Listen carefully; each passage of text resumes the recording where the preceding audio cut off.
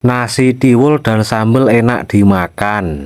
Halo guys, assalamualaikum. Sore hari setelah aku keluar dari tempat kerja, tentu aja aku mau pulang bukan mau ngemis pemirsa. Namun sebelum itu aku ngobrol dulu dengan teman lama, membahas tentang yang tak kasat mata, gak terlihat karena tertutup celana. Kemudian setelah itu aku langsung aja menaiki motor dengan gaya manusia membonceng siluman biawak. Dengan cepat aku berjalan makrosa, menyusuri jalan gerunjal-gerunjal, suara motorku pateng geludak. Aku tak gentar karena udah terbiasa dan tata melewati jalan tanah yang retak-retak, pateng pentelot bagaikan kerak, oklak-oklek, otaladil dan rusak. Selanjutnya tak lama setelah itu aku terjerembab mak geradak, kaget dan berhenti mendadak, segera turun dan langsung mengecek ban. Dan setelah dipecet ternyata kempes teman-teman. Kami pun tolah-tolah selingkuhkan karena ada emak-emak yang menertawakan. Jan kurang ajar tenan. Dan untuk menghindari hal-hal yang tidak diinginkan, aku menyuruh teman untuk nebeng dan pulang duluan agar kami berdua tidak jadi pusat perhatian. Aku pun berjalan pelan-pelan dan motorku geladak teman-teman. Ku singkat video, tiba-tiba aku udah sampai di halaman, lalu turun sambil teratapan mengecek-ngecek dan memastikan bahwa tidak ada paku yang nempel di ban. Oh alah, hapes tenan. Setelah itu aku masuk ke rumah dan beberapa tahun kemudian ada bumbu sajiku dan terong-terongan, cabe-cabean, paha ayam sayap kiri sayap kanan yang udah nengkreng dipersiapkan. Kalau yang ini tiwul teman-teman, udah dicuci dan direndam sekitar 15 menitan, akan segera dimasak dan dicampurkan dengan nasi putih yang udah dimasak duluan. Kemudian setelah nasi tiwul selesai dimasukkan, tutup kembali dan biarkan. Selanjutnya pindah ke panci, ditingkringkan dan diisi dengan air bukan ASI. Setelah mendidih tanpa banyak basa-basi, daging ayam bagian sayap dimasukkan dan kami menyebutnya suwiwi. Tidak lupa dilumuri dengan bumbu ini, lalu dibolak-balik supaya sayapnya tidak terbang tinggi. Selanjutnya kini tiba giliran terong dimasukkan di wajan dan biarkan. Kembali lagi fokus ke daging ayamnya teman-teman. Diangkat satu-satu, jangan berbarengan. Setelah semuanya selesai, tingkringkan wajan, tuangkan minyak kehangatan. Ku singkat video, tak lama kemudian daging ayam dimasukkan ke dalam wajan untuk digoreng, bukan buat kolak teman-teman. Jangan lupa dibolak-balikan supaya matangnya beraturan. Lanjut, karena udah mateng terong bakarnya, langsung diangkat aja, gak usah pakai gaya, nanti malah tumplek kapok opora. Dan tak selang berapa lama daging ayamnya matang juga. Setelah udah diangkat semuanya, masukkan cabai dan bumbu-bumbu yang lainnya, oseng-oseng sebentar dan videonya aku singkat aja. Lalu ada cobek datang dengan tiba-tiba. Berikut bumbu yang sudah digoreng tadi pemirsa. Setelah itu tambahkan garam, micin dan penyedap rasa